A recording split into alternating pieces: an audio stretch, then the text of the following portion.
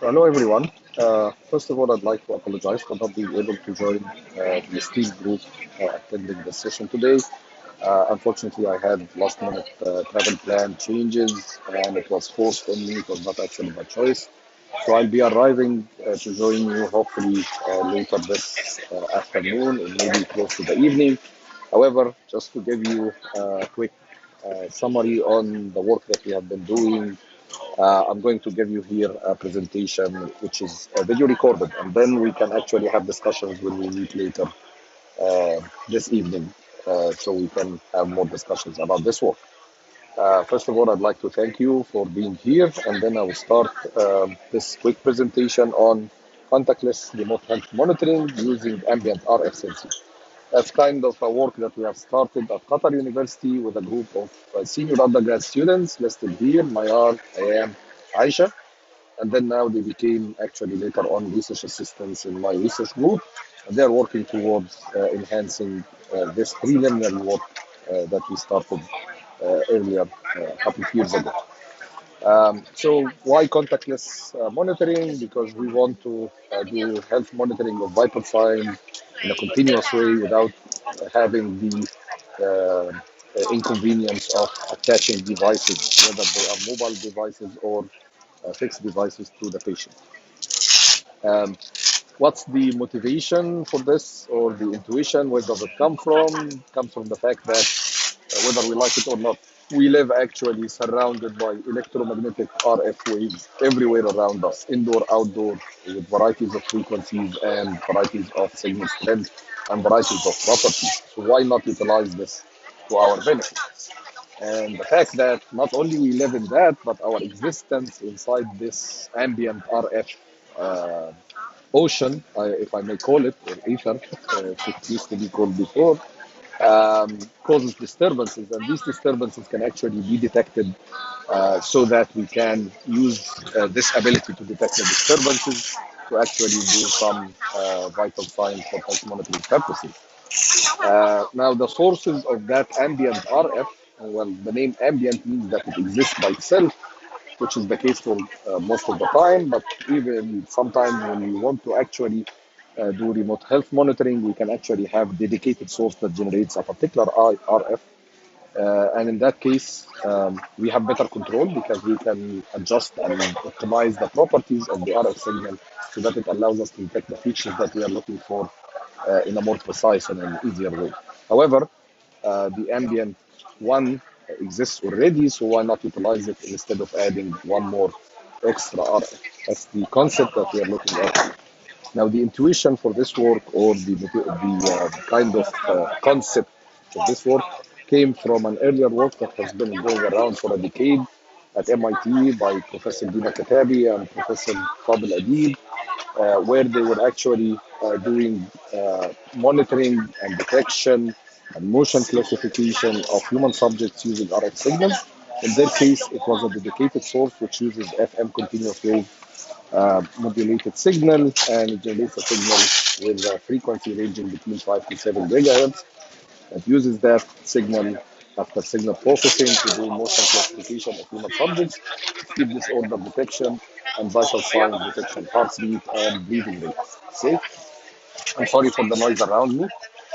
So in our work, we are trying to use the ambient Wi-Fi, and we looked for the 5 gigahertz because the higher frequency allows us to have accuracy sufficient to detect those slight movements caused by the heartbeat and the chest.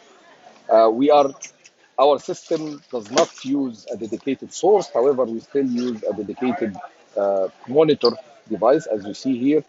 And the monitoring device is based on a software-defined radio that you see to the left of the picture. That silver and black box to the left to the computer. And we are detecting the heartbeat and the breathing rate.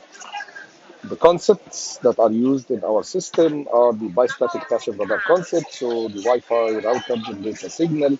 That signal gets reflected from the human body. We detect that with our dedicated receiver. However, we need to compare that with the source because we did not generate the signal. So we need to compare that with the source. That's why we look for a reference signal that comes directly from the Wi-Fi router and then we compare both in order to be able to do the detection that we are seeking. Now, the signal processing technique is the CAF, the correlation function, which is basically doing a correlation between the reference signal and the signal, the surveillance signal reflected from the subject. And based on that autocorrelation function, we can actually have a time frequency diagram, which is being used to detect the existence of different subjects. And out of those subjects, we want to focus on the human one. The human one will have extra variations in the signal because of the heartbeat and the breathing. So that's where we use the microdoppler to detect those and know that this is a human subject. And then from the heartbeat and the breathing, we start doing the detection of that particular Doppler called the microdoppler because it's very small as compared to typical Dopplers. And then once we can measure that microdoppler, we can actually detect the breathing rate and the heart rate. Implementation, our work has been implementation focused. So all the concepts that I've discussed earlier have been done with other groups before us. Our target was actually to do the implementation and experimental work and then enhance that implementation. We use software-defined radio. Again, it's shown here in the picture to the right of the computer.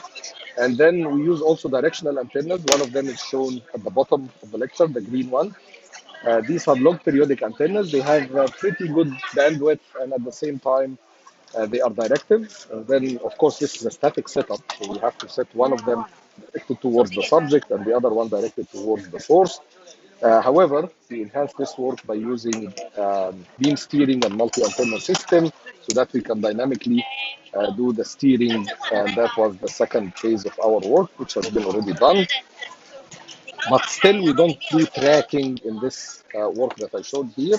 Our next step is going to be to actually do active tracking of the subject as well as active detection of the direction of the reference signal. Results that we achieved from our implementation are shown here. So you can see the signal, the magnitudes of the detected microdoppler signal versus time. And you can see for heartbeat, this is the heartbeat example. You can see that between 20 and 30, for example, you have approximately slightly more than 10 large detectable beats. This means that over 1 minute, we probably have something around 70 to 72 beats per second, and that's the normal heartbeat rate for a normal person. And the subject here was one of the students. So she was measuring her own heartbeat, and I think she was in good health at that time. Of course, the signal is still noisy, so we need more work in terms of the signal processing. And as I mentioned, this is still work in progress. What's our future aim out of this work? Our future aim is actually to reach a point where we have good accuracy. We get rid of the dedicated monitor, so we use something like an app on phone, for example, so no longer needing to install anything at home, just your Wi-Fi, which already exists, and also be able to measure other vital signs. There are potentials to do blood pressure, temperature, and other vital signs. Thank you very much for listening to this. I apologize again for not being able to be with you and present in person. And I also apologize for the noise around me. This is what I could do while traveling. Thank you. And again, I hope we can meet and discuss later.